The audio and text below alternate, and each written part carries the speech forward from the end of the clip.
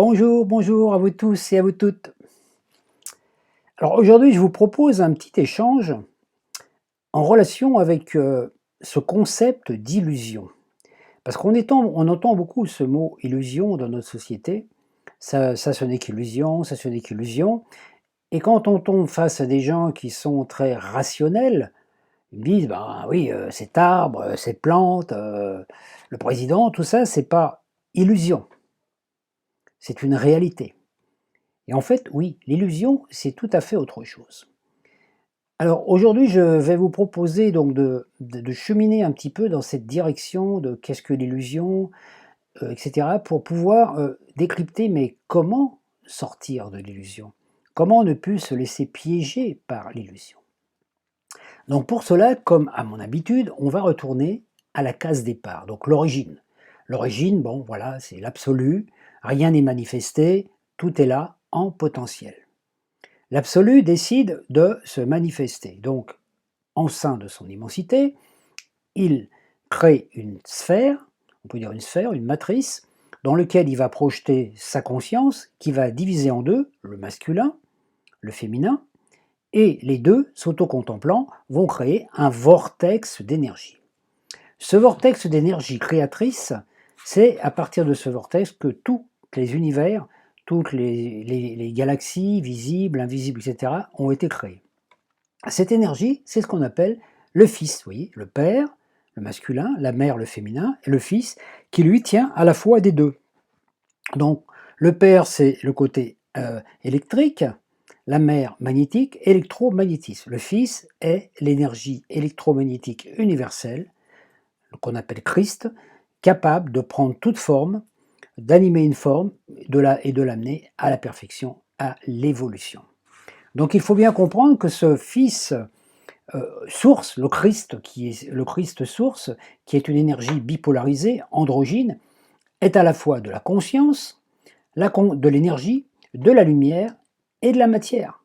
Conscience égale énergie. Plus on a de conscience, plus on a d'énergie.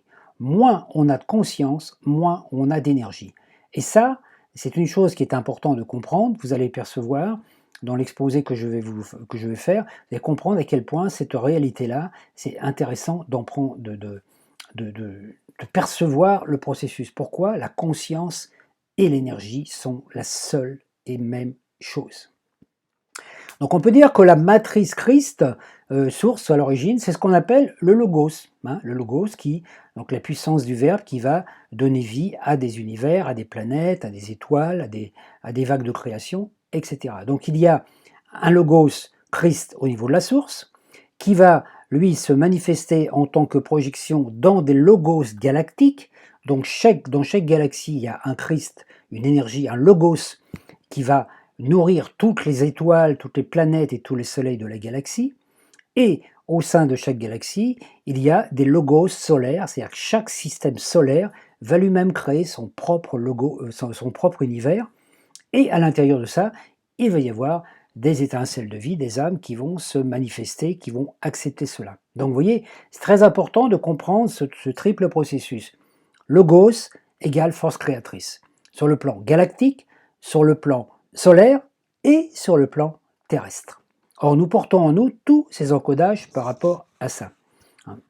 C'est-à-dire que, avant de, comment je veux dire, nous, en tant qu'êtres humains, sur Terre, nous sommes une projection de notre soi solaire, une projection, donc une émanation de notre soi solaire, et notre but, c'est sur la Terre de réaliser le plan le projet que nous avons conceptualisé en tant que Christ androgyne, enfin dans notre soi supérieur, qui lui-même émane de quelque chose d'encore supérieur. Mais avant d'atteindre les galaxies, encore faut-il déjà réussir à se réunifier au sein du système solaire.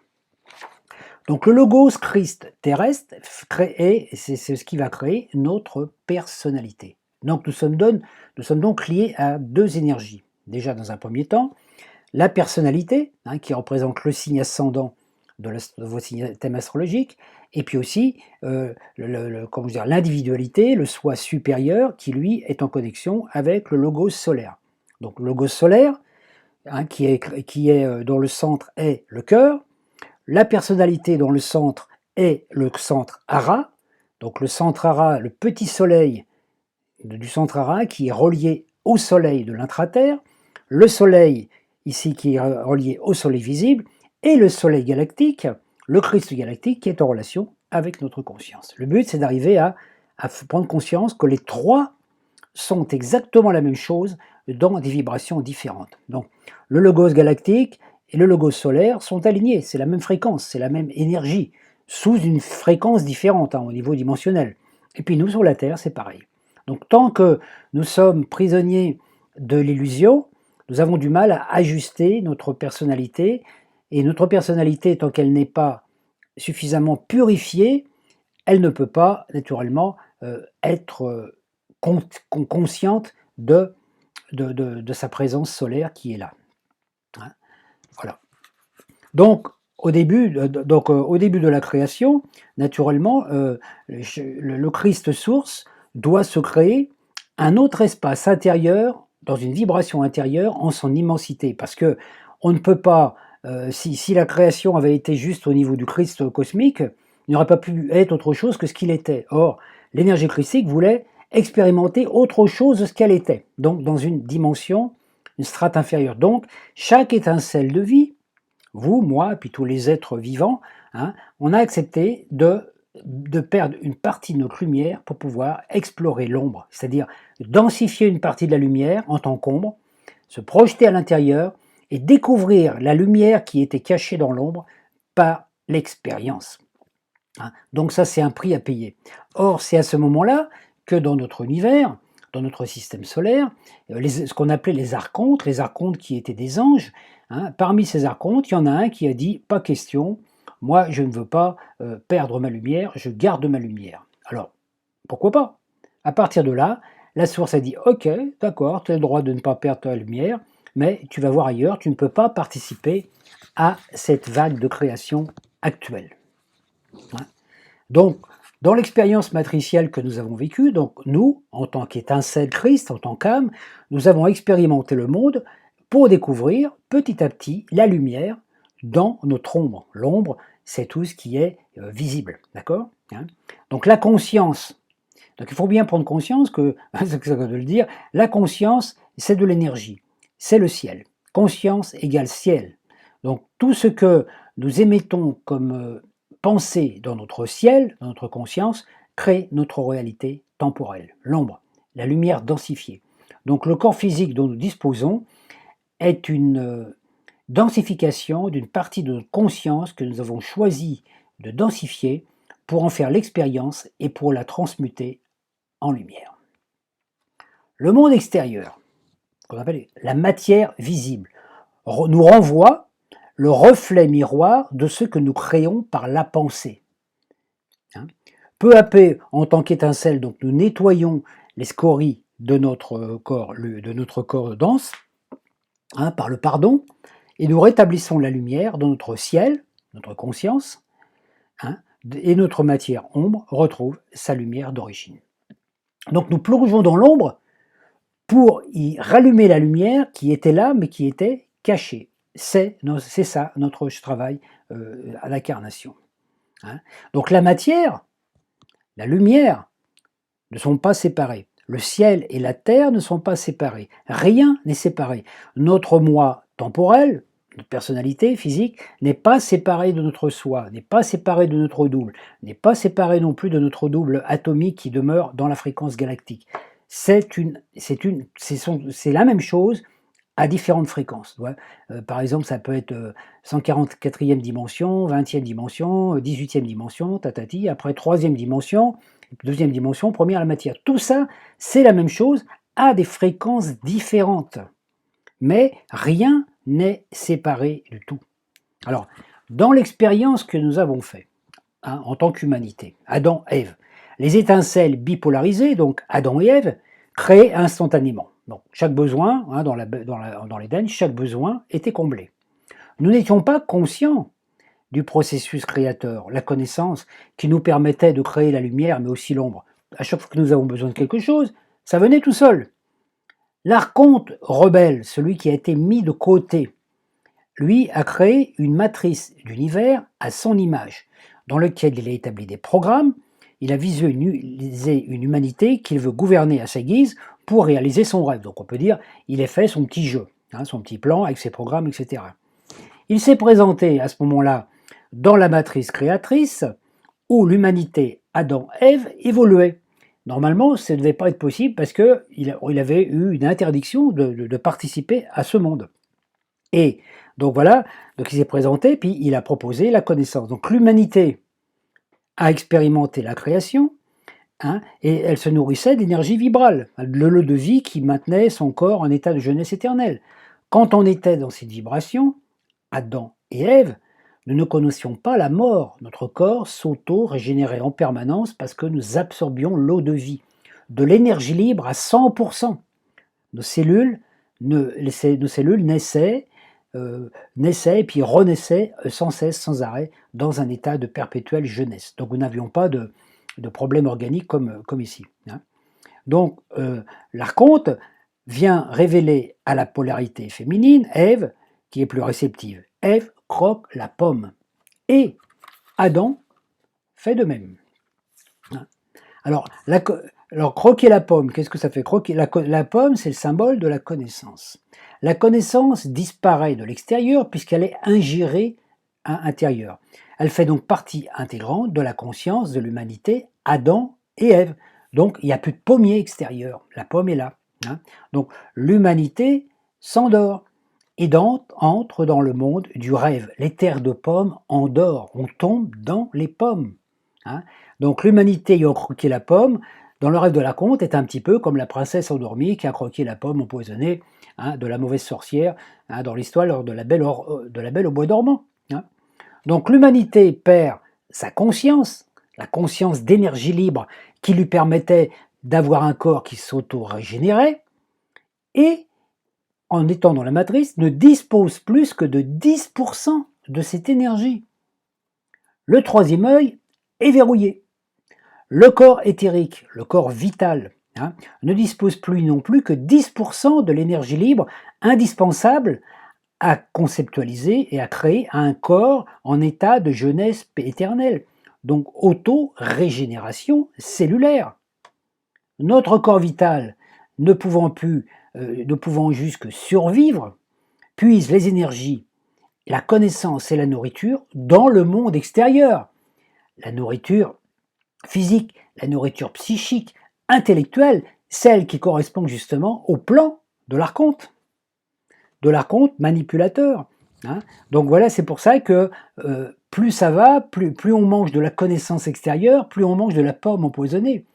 Et c'est très intéressant parce que moi qui fais cette vidéo sur un ordinateur Mac, vous savez, ordinateur Mac, il y a une pomme croquée, dessus. C'est un peu le même symbole. On peut dire, oui, c'est une similitude. C'est quand même pas rien de voir que l'informatique aussi peut nous permettre de voir sans arrêt qu'on ingère, sans arrêt, on continue de croquer la pomme.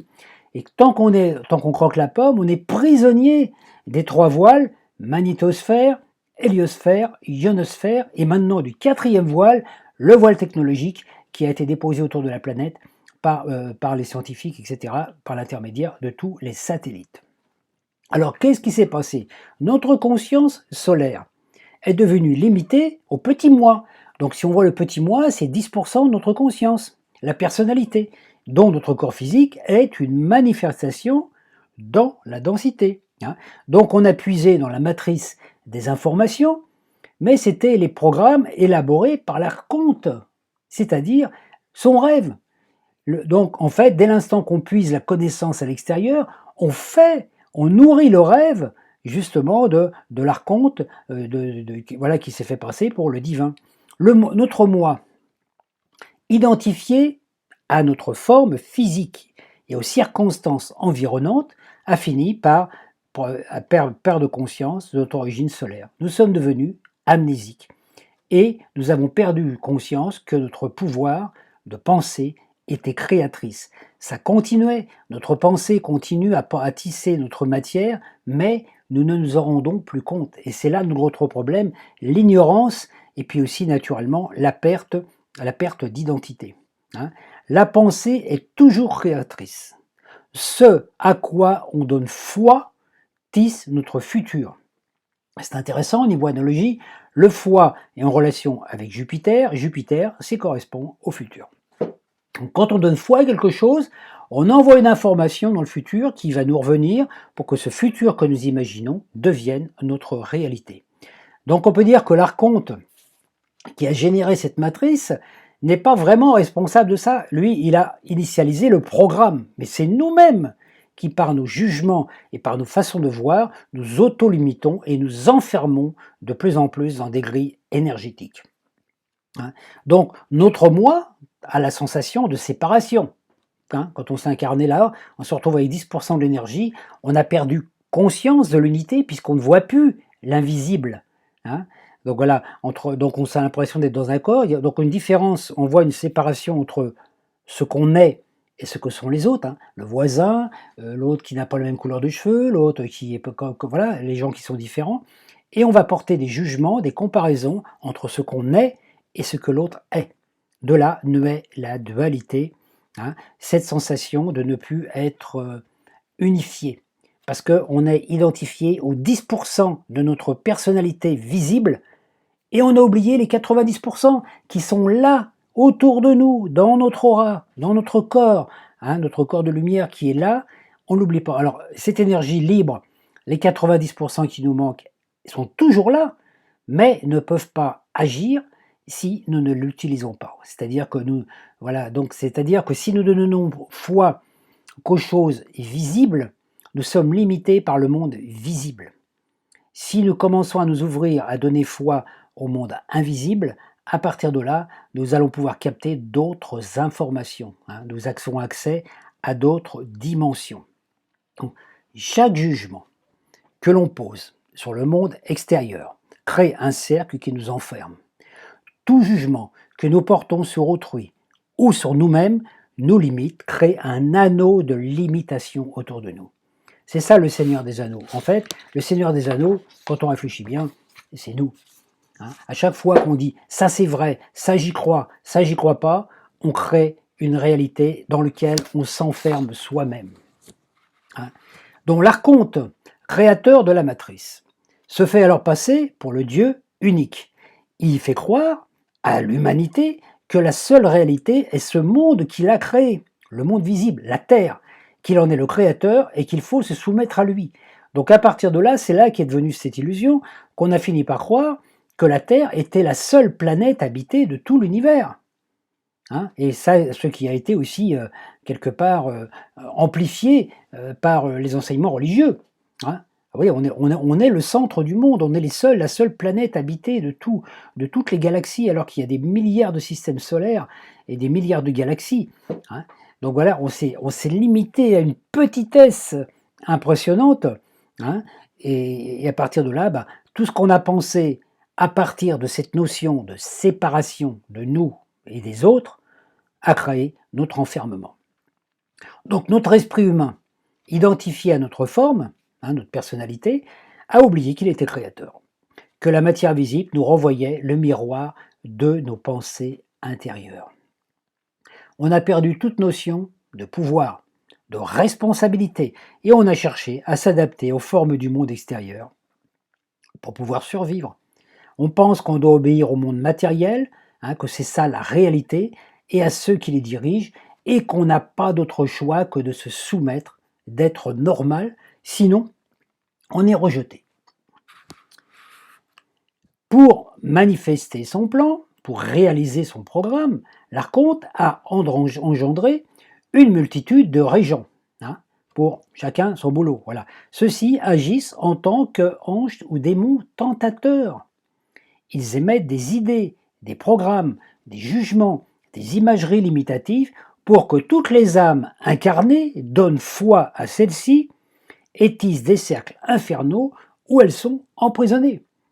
Regardez ce qui s'est passé par exemple avec le Covid. On fait passer une information, on argumente, on fait croire aux gens que c'est la vérité, que c'est ça, et toutes les âmes qui acceptent l'information et qui disent « Ah oui, c'est vrai, parce qu'on l'a dit à la télé », parce que machin l'a dit, le scientifique l'a dit, voilà, on va s'adapter pour pouvoir vivre avec ça, s'adapter avec ou lutter contre, hein, voilà, peu importe.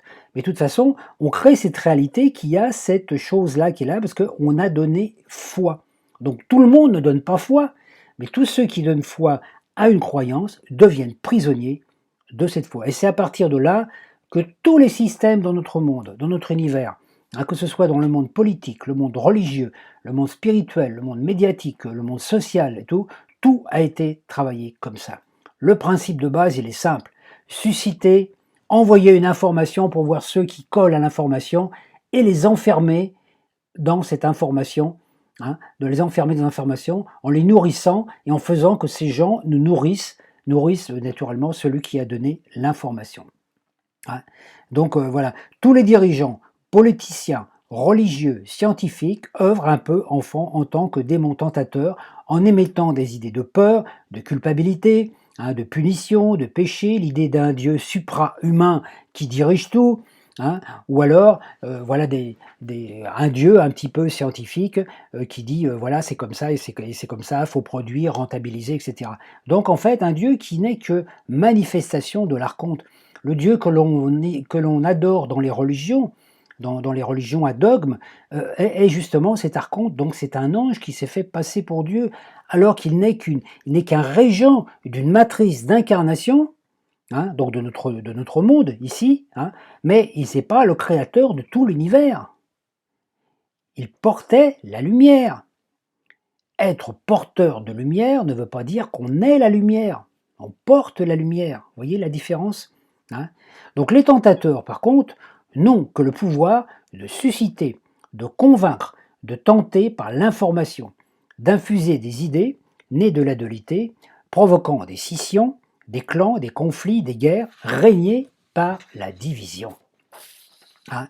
Regardez dans l'expérience que l'on vit actuellement par rapport à ce qu'on a vécu avec le Covid, hein, les vaccinés contre les non-vaccinés, etc. Vous voyez, tout a des clans. Dès l'instant qu'il y a des clans, automatiquement, on nourrit les forces de l'ombre. Et quand on nourrit les forces de l'ombre, hein, inconsciemment, même si on a des bonnes intentions, on nourrit l'archonte. Donc on favorise l'enfermement et on maintient l'humanité emprisonnée dans ces grilles énergétiques qui sont nourries par nous-mêmes. Dès qu'une âme accepte un jugement limitatif la concernant ou concernant autrui, elle tisse un cercle qui l'enferme. La conscience de notre moi étant limitée au monde visible, hein, nous ne pouvons pas percevoir l'énergie invisible, les 90% qui sont omniprésents. Hein. Comme actuellement, moi j'ai un corps, là, vous voyez 10% de mon être, il y a 90% de mon être qui sont non seulement autour de moi, mais qui sont aussi en moi. Donc chaque cellule, chaque particule, chaque atome, chaque électron de mon corps, il y a les 100% d'énergie libre. Mais si je ne donne foi qu'aux 10%, ce que je vois dans la glace, voilà, ou à ma personnalité terrestre, les 90% ils sont là, et je ne peux pas les utiliser parce que je ne reconnais pas qu'ils sont là. C'est une force qui est latente. Donc notre moi privilégie l'utilisation de l'énergie nucléaire forte, qui représente 10% de la masse de tout l'univers, hein, enrichissant la fréquence carbone et aussi la circulation du fer dans notre sang, et ignore l'énergie nucléaire faible féminine qui est la force de l'éros. Éros, c'est oser, c'est la rose, hein, c'est toute l'énergie féminine qui maintient la vie et octroie la vie éternelle, la jeunesse éternelle. C'est pas la vie éternelle, vous voyez, la vie si la vie éternelle, mais c'est la jeunesse éternelle. Le pôle masculin de la conscience peut élaborer un concept. Par le mental, on peut émettre des idées, créer, voire une forme de vie. Mais c'est le pôle féminin qui peut maintenir cette forme de vie et la nourrir. Hein, c'est ce qu'on voit dans la procréation humaine. L'homme va donner la semence qui va permettre à la femme, à l'ovule de la femme, de faire un enfant, mais c'est la femme qui peut nourrir l'enfant. C'est la femme c'est l'énergie de la mère qui va nourrir l'enfant, qui va créer la forme et qui va, même une fois qu'il va être né, qui va donner le sein à son enfant pour le nourrir. Le masculin n'a qu'une partie. Il peut induire, c'est tout. Donc si on reste dans un monde où il n'y a que le côté masculin, que les 10% qui fonctionnent, hein. Imaginez, ben, on est dans une société qui est vouée à sa perte, parce qu'il n'y a plus de féminin. C'est pour ça que le retour du féminin sacré était hyper important. Le féminin sacré, c'est le magnétisme. Électricité sans magnétisme, ça sert absolument à rien, hein.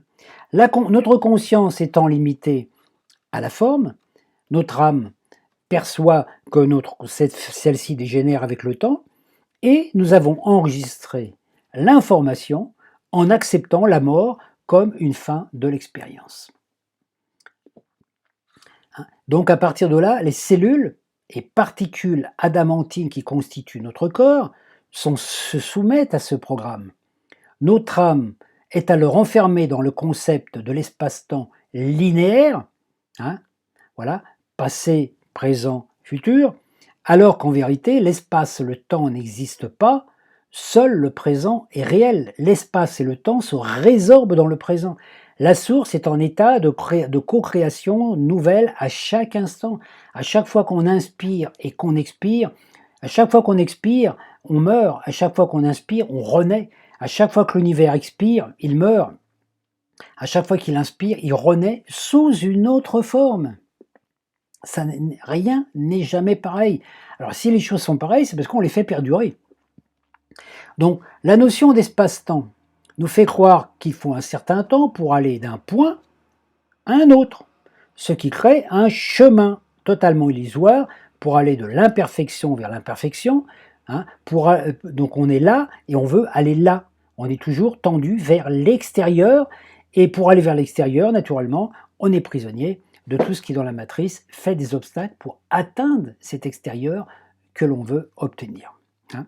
Donc il faut prendre conscience que, c'est le cas de le dire, la conscience, énergie, ne se déplace pas. La conscience ne se déplace pas. La conscience est universelle, omniprésente en tout lieu, partout. Là où se pose notre pensée et notre attention, surgit l'énergie, et c'est là que nous sommes.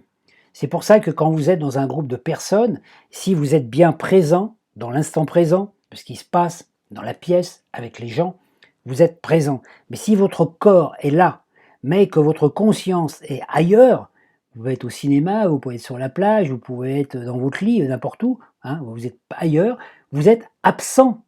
Vous n'êtes pas présent dans l'instant présent, hein, et vous êtes présent là où vous pensez être, mais pas là où vous êtes. C'est pour ça que, vous voyez, ça c'est ce qu'on perçoit aussi par exemple dans une relation physique, hein, par exemple lors de l'acte sexuel, hein, si vous êtes là avec une compagne ou avec un compagnon et que vous êtes là, que votre corps est là mais que votre conscience est ailleurs, vous ne profitez pas vraiment de l'instant. Hein, c'est ce qui se passe avec les fantasmes, hein, par exemple. Hein, voilà, on est avec une compagne ou avec un compagnon, puis on pense à quelqu'un d'autre ou autre. On n'est pas là. Donc automatiquement, on ne peut pas atteindre la plénitude, hein. Quand on masse quelqu'un, il faut être en totalité conscient dans l'acte que l'on accomplit. C'est-à-dire, on devient nos mains, on devient notre corps, on devient l'énergie qui circule à travers notre corps, et la personne va le ressentir. Alors qu'autrement, à l'impression, ça va être mécanique, hein. À ce moment-là, autant prendre une machine mécanique pour vous masser, parce que ça vous fera le même effet, hein. Donc là où se pose notre conscience, nous sommes. Donc notre corps humain est totalement imprégné dans la conscience sourde omniprésente, seul pour 100%, mais une seule partie est visible. Alors tant que notre âme ne reconnaît pas cette présence, énergie invisible, hein, cette force d'amour en circulation dans l'univers qui donne et entretient la vie, celle-ci reste statique et latente. Excusez-moi, je vais remettre de l'énergie dans mon ordinateur.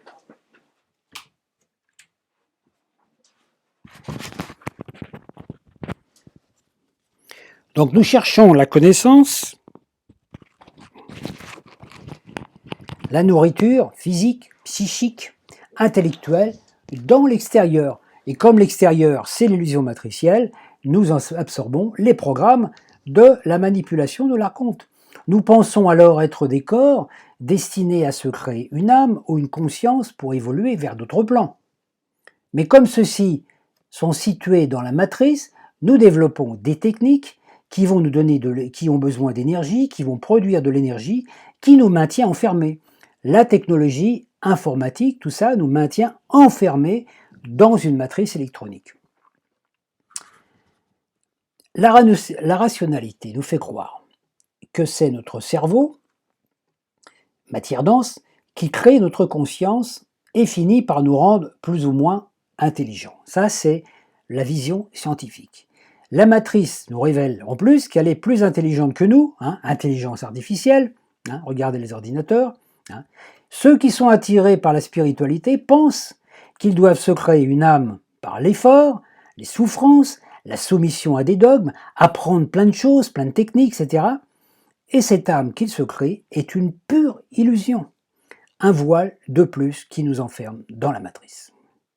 Seul un switch, une inversion de conscience nous permet de déceler la vérité. C'est la conscience qui crée le cerveau comme outil de décodage et non le contraire.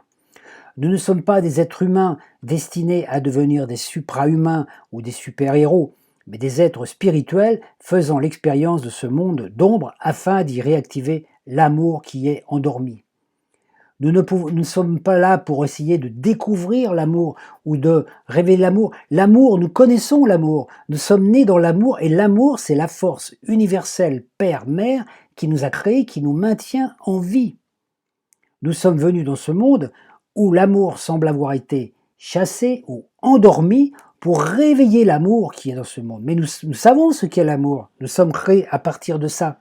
Mais on nous demande simplement de le réveiller dans un monde qui n'est pas. Donc quand vous rencontrez une personne, par exemple, la seule chose à faire, vous voyez la personne telle qu'elle est, avec qu'elle ait des problèmes ou pas, votre travail, quand vous êtes face à un être humain, c'est justement de trouver les bons mots, les bonnes paroles, les bons gestes, les bonnes attitudes, pour réveiller l'énergie d'amour qui est dans la personne, réveiller le Christ qui est dans la personne, lui dire « Hey, tu te souviens pas de qui tu es ?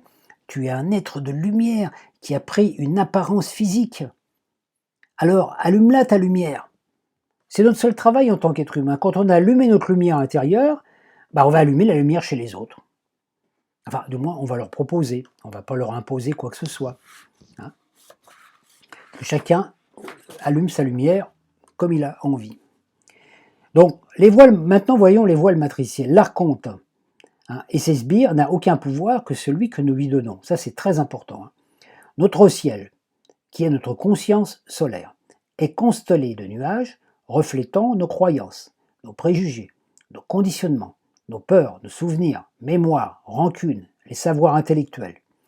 Tout ce que nous envoyons dans le ciel, notre conscience, tout ce que nous pensons, crée notre réalité, donc crée des nuages dans notre ciel. Et ces nuages se déversent sur nous. Nous récoltons ce que nous semons, ce que nous... Regardez, prenez des choses sur Terre, vous prenez du sable, vous le lancez en l'air, il vous retombe dessus. C'est la même chose. Toute la pollution qu'on envoie dans le ciel nous retombe dessus. Toute la pollution que nous mettons dans la Terre, nous l'ingérons à nouveau. Voilà. Donc notre matrice a été enfermée dans 3 voiles. La magnétosphère, entourant la Terre, la ionosphère, l'héliosphère, et qui ont une interaction sur nos 3 corps, physique, éthérique, astral. Le 4e voile, celui apposé par la technologie de pointe destinée à nous maintenir à l'état de robot conditionné, est celui qui est représenté par tous les satellites qui nous entourent et qui nous manipulent, qui font de nous des robots conditionnés, productifs, obéissants, sans émotion, sans contact avec l'énergie féminine. Ce matin encore, je prenais mon téléphone pour regarder un truc sur mon site sur Internet. Voilà. Et tout de suite, paf, apparaît un truc. Prouvez-moi que vous n'êtes pas un robot. Combien il y a d'arbres sur le dessin? Alors voilà, la plupart du temps, je fais plusieurs menaces parce que la plupart du temps, les dessins, on voit rien. Combien il y a d'autobus? Vous en voyez que 2. En fait, il y en a un 3e qui est bien caché. Donc voilà, prouvez-moi que vous n'êtes pas un robot. Pendant 5 minutes, vous allez appuyer sur des images pour prouver que vous n'êtes pas un robot. Mais en faisant cet acte, on démontre qu'on est un robot qui décide. Le téléphone qui décide à votre place.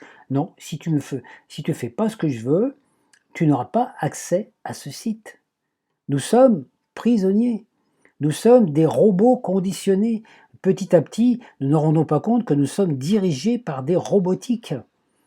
Donc c'est pour ça que c'est très important. La plupart du temps, le rythme des journées des personnes est réglé par leur ordinateur ou par leur téléphone portable. C'est le téléphone portable qui, dans notre journée, va décider qu'on fait ceci ou qu'on fait cela, qu'on va voir un tel ou qu'on fait ceci et cela. On ne décide plus de par nous-mêmes. On est conditionné par notre désir de contrôle, et en fait, on est contrôlé par notre désir de contrôler. L'énergie matricielle, cependant, est limitée. Tout ce qui crée est créé doit mourir un jour. La matrice générée par l'archonte a un temps de vie limité par l'énergie dont elle dispose. Nous avons puisé l'énergie dans l'eau, dans la terre, dans les éléments, dans l'air, jusqu'à arriver à un point où nous n'aurons bientôt plus de réserve. Et comme la technologie a besoin de beaucoup d'énergie, cela accélère le moment de la fin, donc la fin de l'histoire, la fin, un moment où la Terre va dire il n'y a plus d'énergie les gars, il n'y a plus rien, fini. Hein, le temps où le noyau électromagnétique ferri de la Terre va s'arrêter et nous n'aurons plus d'électricité parce que la Terre sera épuisée par nos besoins. Hein.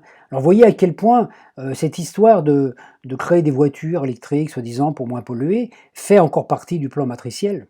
Hein, parce qu'en fait, ça va épuiser, nous serons encore de plus en plus dépendants de l'électricité, donc tout va être sacrifié sur la Terre, les arbres, les rivières, les humains aussi, pour créer de l'énergie, pour que notre monde soit comme une espèce de grosse pile électrique, et nous serons simplement des petites piles qui alimentent la grosse pile. Hein. Notre matrice n'étant pas reliée à la source, est comme une batterie automobile qui n'est pas reliée à l'alternateur. Il arrive un moment où il n'y a plus d'énergie. Et nous arrivons à ce point clé actuellement. C'est ce que nous vivons en ces temps. La matrice carbone saturnienne est épuisée. Alors Uranus, en 2012, a dit bon, on va refiler un petit coup de boostage. Uranus a décidé d'ouvrir les vannes et de nous apporter la possibilité de nous recharger en sortant de la matrice qui n'a plus lieu d'être pour recréer autre chose. Donc Uranus apporte le chaos rédempteur. Le chaos, il s'est manifesté par le Covid, entre autres. Pas que dans ce domaine, vous voyez, aussi toutes les catastrophes qu'il peut y avoir sur la Terre. Voilà, Uranus dit, je vous apporte une nouvelle énergie, mais vous ne pouvez plus continuer à vivre comme avant. Hein. Fini l'enfermement dans la matrice, tout ça. Et les forces de l'ombre savent que tout va s'écrouler, parce que de toute façon, la matrice, elle a signé son arrêt de mort. C'est la fin des temps. La matrice a été prévue pour un certain temps, son temps, et là, la fin, c'est la fin du contrat. Donc nous, on nous dit, la matrice va cesser d'exister, les gars, c'est le moment de prendre vos valises et de prendre l'avion et de partir ailleurs, parce que si vous restez là, dans la matrice, vous allez disparaître avec. Hein. Donc les dirigeants savent cela et font tout ce qu'ils peuvent pour maintenir l'humanité en esclavage, car ils ont besoin d'énergie pour pouvoir continuer à vivre. Donc pour ça qu'il y a ces installations aussi de téléphones 5G, de machin, des antennes 5G, etc. partout, ou d'autres manipulations, pour maintenir les humains, pour être des producteurs d'énergie. Nous sommes des piles, rien de plus. Et quand vous en faites un enfant, vous ne faites jamais qu'une pile de plus, parce que quand vous serez usé en tant que pile, on vous met dans une EHPAD et on prendra l'énergie de votre fils ou de votre fille. Hein, et on va l'inciter aussi à reproduire des piles. Hein. Donc, chaque âme a la capacité de se relier à la présence invisible, amour, pour élever ses vibrations. Mais les forces sombres peuvent tenter aussi de manipuler celles qui ont rétabli le contact, afin de profiter de leur nouvel apport d'énergie pour faire perdurer la matrice. Alors attention, quand je parle des forces d'ombre, nous avons tous l'ombre et la lumière en nous, hein, selon ce que nous nourrissons comme pensée, comme énergie, etc. Donc quand je dis les forces sombres, ce sont les forces sombres que nous avons nourries nous-mêmes. Donc nous avons tous des incarnations où on a vécu des choses, on n'a pas toujours été des petits anges de lumière. Donc important de voir qu'à des moments, il peut y avoir ce côté-là qui se révèle. Attention de ne pas se faire piéger. Hein, voilà. Donc Internet, c'est l'outil idéal pour cela. Hein. Voilà. Certains êtres, par exemple, se relient à d'autres plans de conscience et vont tout mettre en œuvre pour améliorer le monde, le perpétuer, continuer à tisser une matrice de 5D ou de 3D. Et c'est ainsi que vous avez aussi beaucoup d'enseignements spirituels qui, quelque part, ne servent qu'à enfermer davantage les humains dans des pratiques ou autres. Puisque c'est que l'intérieur qui peut nous libérer. Tout ce qui est, donc, on peut recevoir des informations de l'extérieur, mais il faut être vigilant. Hein. Vous pouvez passer, par exemple, toute votre vie ou une partie de votre vie à vous libérer de l'emprise, par exemple, d'un courant religieux, par exemple, comme le catholicisme. Hein. y a beaucoup de gens qui ont fait un travail pour se libérer, de toute cette empreinte, catholique, qui justement a déformé le message d'amour du Christ, hein. Vous avez passé toute votre vie à vous libérer: «Ah là là, ça y est, je me libère de l'Église catholique, je me libère de tout». Alors puis après il y en a certains qui vont se coller à un courant bouddhique, ou il y en a qui vont, devenir, qui vont se convertir à l'islam, hein. Donc on sort d'une matrice pour se rentrer dans une autre, hein. Ou alors on peut aussi, essayer de trouver un gourou à l'extérieur qui va nous manipuler, qui va nous former en disant: «Voilà, moi j'ai trouvé la lumière, c'est comme ci, comme ça, voilà, faut passer par là, faut faire comme ça», et cetera. Le côté bien carré, tu vois? Le truc, l'enseignement qui va durer 2 ans ou 3 ans, pour 3 ans on va vous former. Former égale formater. Donc vous pouvez très bien vous faire formater à nouveau par un enseignement spirituel. C'est pour ça que faut faire attention à tout ce qui est diffusé, parce que, il y a beaucoup de choses aussi qui sont diffusées par des personnes et qui se font passer pour la lumière, mais qui ne sont pas la lumière. Il faut se poser la question: pourquoi internet, qui est quand même très surveillé, permet la diffusion de certaines informations, d'enseignement, par exemple, de certains enseignements, voilà, des cours en ligne, des choses comme ça. Bah, simplement parce que il y a quand ça nourrit la matrice, voilà. Donc alors ça ne veut pas dire que tous les enseignements et tout ce que vous recevez par internet et tout, est faux, hein, c'est pas ça que je veux dire. Mais simplement prendre conscience que, attention de ne pas vous faire enfermer dans quelque chose de encore bien carré. Alors on peut se servir par exemple, de vieilles croyances, hein, par exemple des pratiques qui étaient des choses qui étaient pratiquées en Égypte ou soi-disant en Atlantide, parce que est-ce qu'on en a vraiment la mémoire, et cetera, hein, et puis être manipulé par ça. Actuellement, Uranus apporte une nouvelle énergie en disant: ce laissez-vous infuser par la nouvelle lumière qui vient, qui va descendre en vous, qui va tout nettoyer, donc ça fait un sacré nettoyage, donc il y a plus à désapprendre qu'à apprendre, hein. Un bon nettoyage, une bonne douche avec les énergies d'Uranus, un bon nettoyage, et après, écoutez l'intérieur, laissez venir ce qui vient. La liberté ne peut pas venir de l'extérieur, de qui que ce soit, hein. Donc c'est ainsi que certains peuvent être tentés par leur ego, par exemple, de bénéficier d'autres forces spirituelles créatrices, mais les utiliser pour perpétuer le monde de dualité. Hein, vous voyez, par exemple, pour gagner plein de fric, vous voyez, par exemple, sur le plan spirituel, sans pour autant diffuser un enseignement qui libère, hein. Donc l'ego spirituel est le point faible de chaque âme. Le but de la reconnexion est de disposer d'énergie libre pour ascensionner et sortir de ce rêve, et non pour continuer à tisser des rêves dans ce monde. Comment peut-on vouloir continuer à tisser des rêves dans ce monde, hein, tisser un monde d'amour dans un monde qui a été créé à partir de concepts de dualité? Il faut bien s'élever au niveau d'une autre vibration. Ceux qui sont reconnectés et œuvrent pour réaliser cette ascension sont parfois attaqués par des forces, hein, naturellement, qui cherchent à les éliminer ou les ramener dans leur camp. Ceux qui sont véritablement reconnectés ne risquent rien, car ils ne cherchent plus à modifier le monde, ils vivent simplement dans une autre fréquence, selon d'autres façons de vivre. Donc ce passage ascensionnel ne s'accomplit pas d'un seul coup. Il faut franchir les marches, les unes après les autres, aider ceux qui sont sur les marches inférieures, écouter le conseil de ceux qui sont sur les marches supérieures, respecter le rythme de chacun. La conscience s'ouvre petit à petit. La matière ne peut pas se transmuter d'un coup de baguette magique. Tant qu'on cherche la lumière à l'extérieur, on se fait piéger. Il y a plus en fait à désapprendre qu'à apprendre. De vie en vie, nous revenons dénouer nos nœuds karmiques.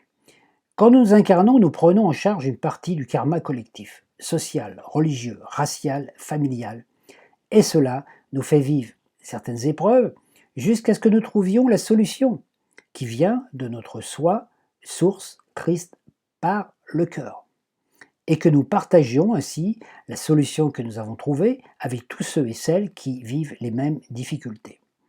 À chaque fois que nous libérons notre terre intérieure des vieux programmes intellectuels, sensoriels, émotionnels cristallisés, nous libérons la terre de l'empreinte de celle-ci. Si tous les êtres qui ont vécu dans les camps de concentration se libèrent de la souffrance émotionnelle qu'ils ont vécue, le lieu où elles ont vécu cela en serait libéré, et la terre dirait merci. Nous sommes la Terre. Toutes les mémoires de la Terre sont en relation avec le vécu des humains. Alors l'outil le plus efficace, qui a été donné par Maître Jésus, le pardon.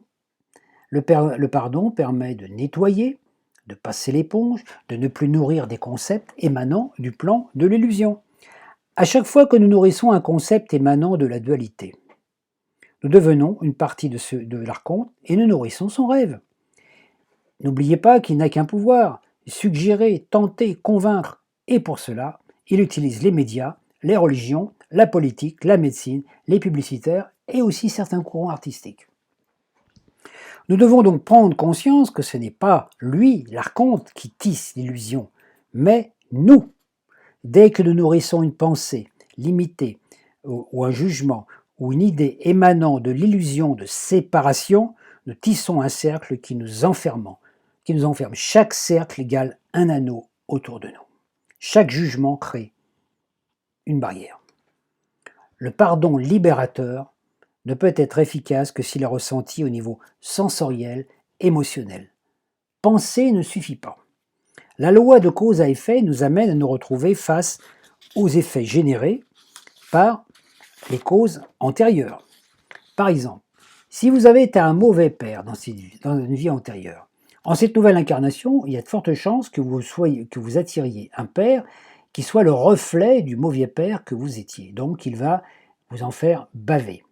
Vous allez souffrir de son comportement face à vous. Donc, c'est-à-dire que vous allez subir en tant qu'enfant, ressentir ce que pouvaient ressentir vos enfants dans les vies antérieures quand vous étiez un père, ce mauvais père. Donc vous êtes un peu de l'autre côté du miroir.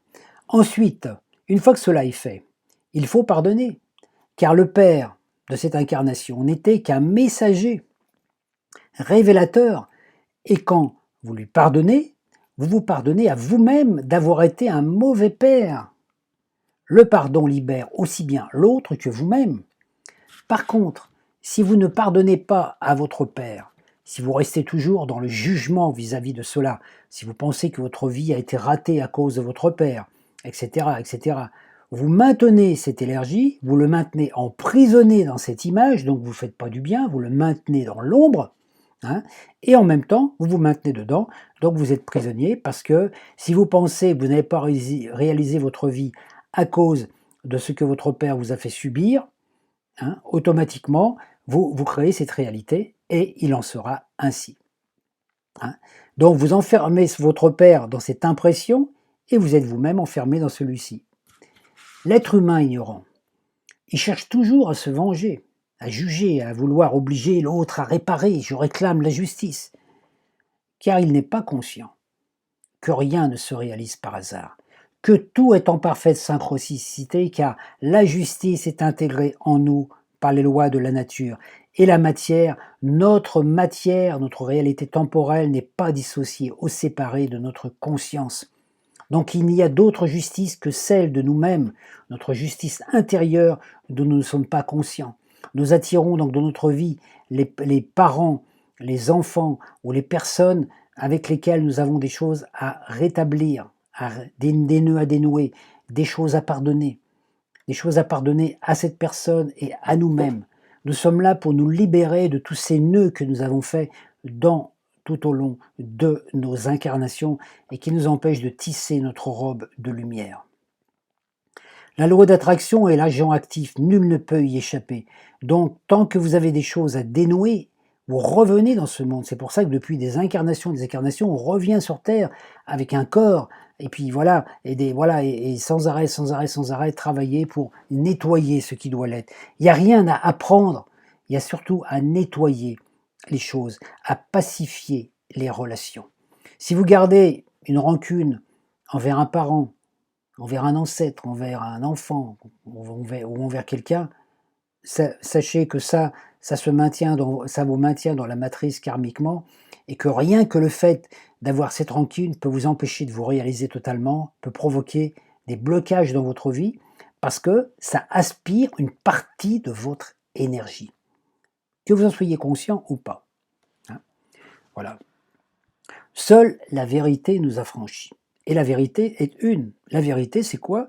Nous sommes tous nés et animés par la même force d'amour omniprésente. Nous sommes tous des manifestations de la source sous une forme différente, mais nous sommes tous unis parce que on peut être autonome sur la Terre, mais on est tous interdépendants les uns des autres. Si vous êtes dans une pièce et que vous respirez dans la pièce, vous inspirez l'air qui est expiré par tous les gens qui sont dans la pièce, et inversement, si vous avez une mauvaise haleine et que vous expirez dans une pièce, c'est tout le monde qui va ressentir cette mauvaise haleine. Hein. Donc vous pouvez pas être, on n'est pas dépendants, on est tous interdépendants les uns des autres. Tous les règnes, le végétal, le minéral, l'animal, ce qu'on appelle aussi l'écosystème, on est tous, on fait partie de tout.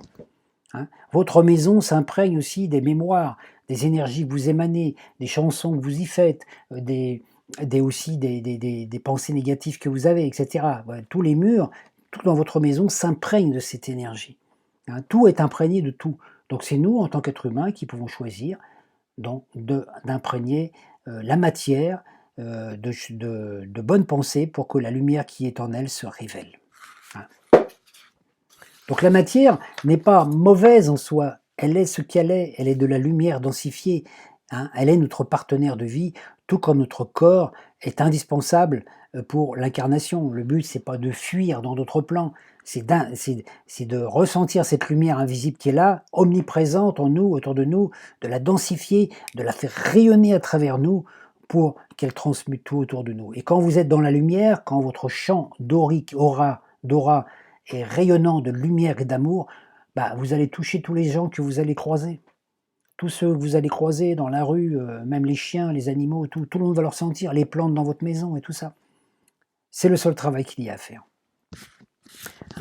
Donc l'illusion, alors voyons maintenant pour l'illusion. L'illusion ne concerne donc, comme j'ai dit, ni les objets, ni les formes, ni les arbres. Les arbres, les rivières, les personnes, tout cela est bien réel dans notre monde. L'illusion n'est pas ce que nous voyons lorsque nous rencontrons quelqu'un, mais ce que nous pensons, ce que nous ressentons à partir de notre conscience dualiste, de notre impression de séparation. Vous voyez, là ce mot, le sentimental, nous sentons. Quand nous rencontrons une personne qui correspond physiquement à ce qu'on aime intérieurement, voilà, on va avoir un sentiment, le sentimental, un ressenti mental, c'est-à-dire, paf, on peut être en affinité avec la personne, peut-être même tomber amoureux de la personne, parce qu'elle correspond à un schéma intérieur. Et la personne qui ne correspond pas, celle-là, on va le rejeter. Donc l'illusion n'est autre que la sensation de séparation provoquée par la faible vibration de conscience qui provient de notre réalité matricielle. Ça, c'est vraiment la truc la plus importante à comprendre. Hein. Donc les choses sont réelles, les maisons sont réelles, tout est réel, mais ce qui va créer notre réalité, c'est ce que nous ressentons.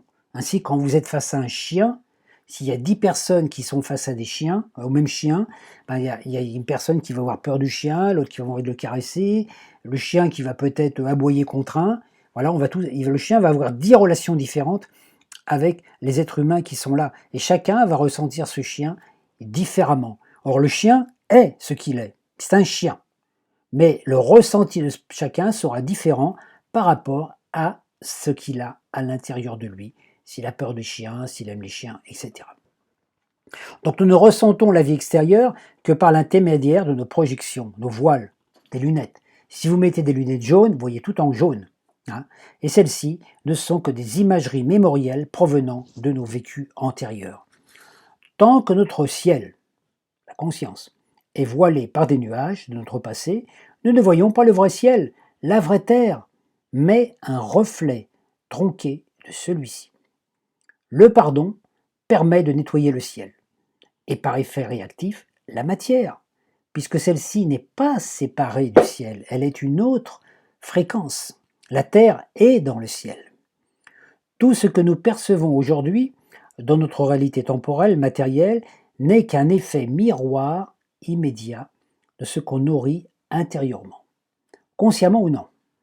Tout le savoir que nous avons acquis au long de nos incarnations ne nous sera guère utile dans les autres mondes.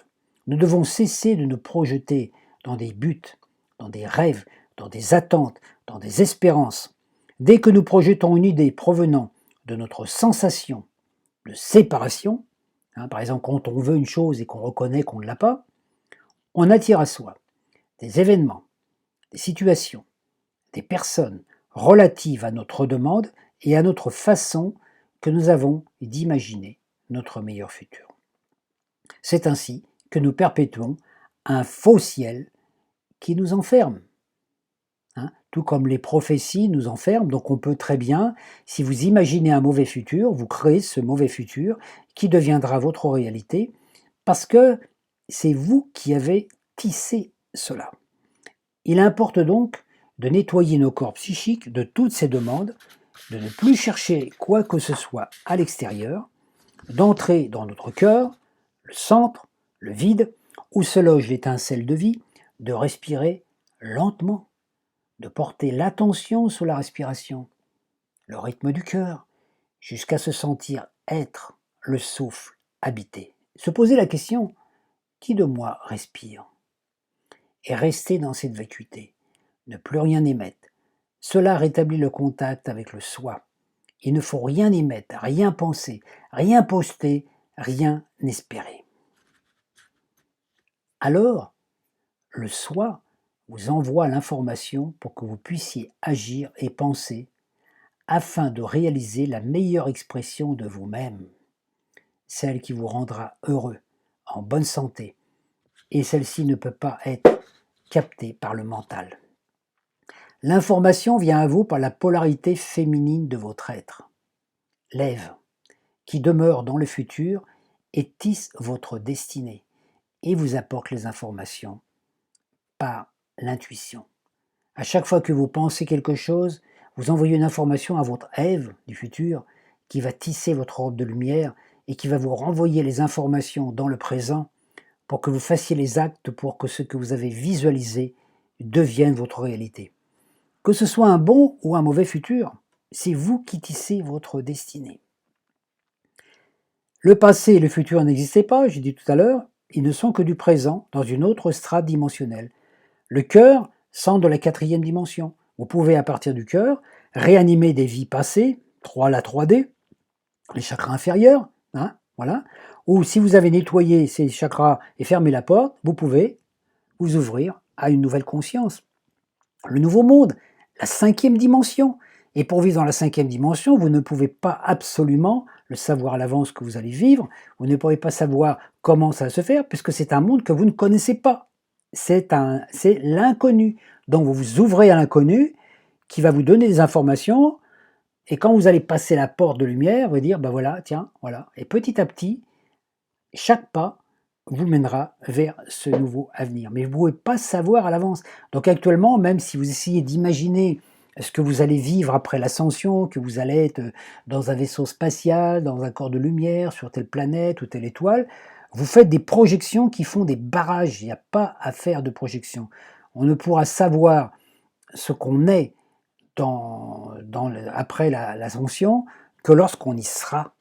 Pas maintenant. Maintenant, c'est pas la peine d'essayer de se projeter parce que donc on peut aussi se faire des tas de barrages. Vous voyez, par exemple, on peut se dire ah ben moi je viens d'Alcyone ou moi je viens de Sirius, ah moi je viens de Vénus. Donc après l'ascension, je vais retourner sur Vénus. Tout ça, c'est du pipeau. Tout ça, ça peut être vrai, mais ça peut être complètement faux. Quelqu'un va vous dire ah ben toi tu viens de Vénus, donc vous allez imaginer que vous allez retourner sur Vénus, alors qu'en fait vous venez de Mercure. Donc quand vous allez vous retrouver dans au-delà, alors je vais sur Vénus ou sur Mercure? Ah, j'en sais rien, parce que machin m'a dit que je devais aller sur Vénus, mais en fait, c'est Mercure qui m'appelle. Vous voyez à quel point ne rien projeter. On est dans une période où on doit nettoyer et vivre le lâcher-prise. Plus de repères. Hein. Donc, le passé n'a plus à être, mais le futur nous ouvre les bras. Il ne s'agit pas donc de mentaliser ou d'essayer d'adapter l'information que nous recevons par l'intuition avec ce que l'on pense bon pour soi ou ce qu'on sait faire, mais accepter l'information. Elle peut être simplement énergétique et s'ouvrir à ce qui vient pour nous inciter à faire ce qui doit être. Donc accepter ce que la vie nous amène. Tant que notre conscience reste immergée dans les basses fréquences, notre énergie conscience est limitée aux 10% du monde visible. Dès qu'on a rétabli ce pont de lumière, tout change. Notre conscience, pleinement ouverte au niveau du 3e œil, plan subatomique galactique, déverse sa charge lumineuse d'énergie libre dans notre cœur. Cela réactive notre étincelle de vie. Chaque goutte de notre sang reçoit les nouvelles fréquences lumineuses, apportant à nos cellules un nouveau message, celui de la jeunesse éternelle. Tout notre système endocrinien s'active. Notre corps vital dispose à nouveau d'énergie libre et est connecté au cœur vibratoire cristallin de Gaïa. Vous n'êtes plus dépendant de l'énergie extérieure. C'est à partir de là qu'on peut se nourrir aussi de lumière. Quand on a atteint cet état, c'est ce qui va nous arriver quand on va arriver à ce seuil. Alors l'illusion de séparation disparaît. Nous prenons conscience que nous n'avons jamais été séparés de notre soi quantique, de notre soi solaire, mais que nous avions juste l'impression de cela. Donc toutes ces expériences dans l'incarnation n'étaient qu'un rêve. Notre soi, celui que nous sommes vraiment, est dans le jardin d'Éden. Il n'a jamais quitté le jardin d'Éden. Mais il a mangé une pomme, il s'est endormi. Et depuis ce temps-là, on rêve. Et nous sommes les personnages du rêve. Et quand le rêveur se reconnecte à celui qui rêve, le rêve prend fin. C'est ce qui nous est proposé. Nous percevons alors toutes les fréquences de la lumière, depuis la lumière nouménale source jusqu'à la matière. Vous vous rendez compte que la matière et la lumière, c'est la même chose. Nous pouvons percevoir que notre corps est constitué de lumière densifiée sur une forme. Cette forme qui est une partie de notre conscience, que nous avons choisi de rendre visible pour en purifier les éléments et y réactiver la lumière.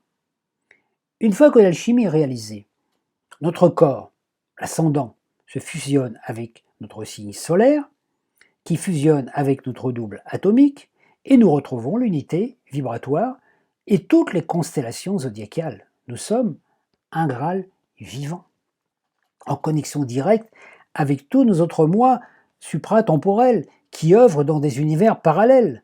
Donc pendant la nuit, nous pouvons aller aider un autre nous-mêmes qui est dans un autre univers parallèle, qui a besoin peut-être des qualités ou des talents que nous avons dans cette vie, mais que lui n'a pas. Donc on va lui filer un coup de main.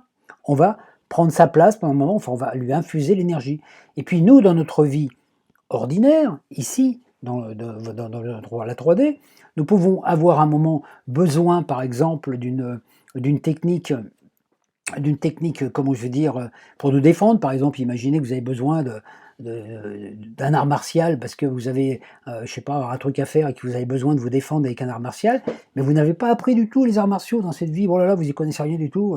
Vous n'avez jamais fait d'art martial. Puis à ce coup, vous allez vous trouver dans une situation où vous allez avoir un autre vous-même d'un autre monde parallèle, qui lui est super doué en art martial, qui va passer à travers vous et qui va vous infuser la technique d'art martial au moment où vous en avez besoin, sans même que vous sachiez pourquoi, sans même que vous sachiez d'où ça vient. Donc à un moment, vous savez, d'un coup, vous allez avoir juste à faire le geste qui va vous sauver ou qui va vous aider dont vous avez besoin. Et puis après, ça va disparaître. Ça ne veut pas dire que vous allez devenir un maître en art martial dans cette incarnation. Mais ce moi multidimensionnel est venu vous aider pour que vous puissiez vivre ça. Et à partir de là, il retourne chez lui. Merci. C'est pour ça qu'il y a des moments, des fois. Alors quand vous êtes en contact avec tous vos autres moi dimensionnels par l'intermédiaire de votre soi supérieur, dès que vous avez besoin de quelque chose, même si vous n'avez pas acquis le talent dans cette vie, il y a un autre vous-même qui l'a, ce talent. Et il va venir, vous l'apporter et dire « Ah, t'as besoin d'aide, viens, laisse-moi la place, je vais passer à travers toi. » Donc vous allez avoir le maître d'art martial, qui est vous-même, qui va passer à travers vous pendant 5 minutes, faire ce qu'il a à faire. Après, il va repartir et vous allez dire « Ah tiens, oh là là, mais c'est moi qui ai fait ça, mais comment j'ai fait pour me défendre? Je n'avais jamais appris l'art martial de ma vie. » Vous allez vous rendre compte que vous avez appris, que vous avez fait une chose que vous ne saviez pas que vous pouviez faire, mais qu'une autre partie de vous-même, qui demeure dans un univers parallèle, sait faire. Quand votre conscience, donc quand la conscience est localisée au centre, le soleil, les aspects planétaires ne vous perturbent plus. Vous pouvez les percevoir juste comme des mouvements d'énergie. Quand vous êtes le soleil, les carrés planétaires, vous en foutez, c'est plus votre problématique. hein. Donc tout se joue après alors dans la façon de percevoir notre corps. Celui-là ne change pas visiblement et vivent dans un corps unitaire, solaire, par l'intermédiaire de ce corps temple qui sert de canal. C'est-à-dire vous acceptez la forme que vous avez, physique, hein, qu'il y a un homme ou une femme, mais vous vivez, mais c'est votre essence lumineuse, votre être, votre Christ intérieur qui vit à travers vous. Hein. Votre corps est un peu comme un support, vous voyez, comme par exemple un rocher. Un rocher, ce n'est pas la forme du rocher qui importe, mais l'énergie qu'il dégage. Et le rocher va émaner de l'énergie autour de lui. Et puis les fleurs, les animaux, les humains, les arbres, les êtres invisibles qui vont passer à sa proximité vont le ressentir. Donc vous êtes un peu, quand on arrive à cet état, on est un peu comme un menhir qui irradie la lumière. Et chaque être humain a cette possibilité. Voilà, je vous invite donc à travailler dans ce sens, à travailler, c'est beaucoup dire, à surtout percevoir un petit peu, vous voyez, c'est pas difficile de se libérer de l'illusion quelque part, mais ça demande quand même un effort de compréhension et d'attention. C'est pour ça aussi que j'ai choisi de faire cette vidéo, en espérant que toutes ces informations déclencheront en vous. Alors le but, c'est pas d'absorber tout ce que je dis en disant « Ah, c'est la vérité », simplement de voir comment ça résonne en vous. Parce que si je dis ça, c'est parce que ça m'est passé à travers, par l'intermédiaire de méditation, de rêves, etc., hein, que je partage ça. Et le but, c'est donc, c'est ma vérité. Le but, c'est vous, comment ça va résonner en vous, comment vous allez raisonner à ces phrases. Il y a peut-être qu'il y a une seule phrase ou un seul mot dans tout cet exposé qui va vous toucher, qui va d'un seul coup, paf, faire un éclair en vous, qui va dire « Oh bon sang, ce truc-là, je n'avais pas compris ». Voilà. Voilà, le but c'est ça, c'est allumer les étincelles et puis après, le feu il prend ou il prend pas. Tout ça dépend de chacun. Donc vous êtes totalement libre de faire ce que vous voulez de ça. Par contre, si cette vidéo vous a intéressé, si vous pensez qu'elle peut apporter de l'éclairage à ceux qui vous entourent, partagez-les, parce que c'est le moment ou jamais de partager, ces partages libres et tout. Parce que dès l'instant que vous partagez une information qui peut aider d'autres personnes, vous faites partie vous-même on peut dire du clan des diffuseurs quelque part, parce que nous sommes tous des diffuseurs d'énergie. Hein. Donc perpétuer, voilà. Après, d'autres personnes, enseignants, conférenciers, thérapeutes ou tout, vont vous dire les mêmes choses que moi, ou des choses peut-être différentes, avec des mots différents, avec des exemples différents, avec un rythme différent, peu importe. Hein. Voilà, après vous pouvez très bien, écouter un autre conférencier qui va dire les mêmes choses que moi avec d'autres mots et vous allez peut-être brancher plus avec l'autre conférencier. Peu importe. Le but, c'est pas de savoir, hein, on a besoin de diffuser, parce que plus vous diffusez la lumière, plus cette lumière aussi vous nourrit. Hein. Donc, quelque part, je dirais que moi, je passe du temps à mettre en place toutes ces choses, à diffuser des informations par le biais de ça, c'est parce qu'en fait, ça nourrit aussi ma propre lumière intérieure, ça active mon énergie lumineuse qui est en moi, ça me fait du bien. Donc j'espère une chose, c'est qu'à vous, ça va faire du bien aussi. Je vous remercie beaucoup pour votre attention et je vous dis à bientôt.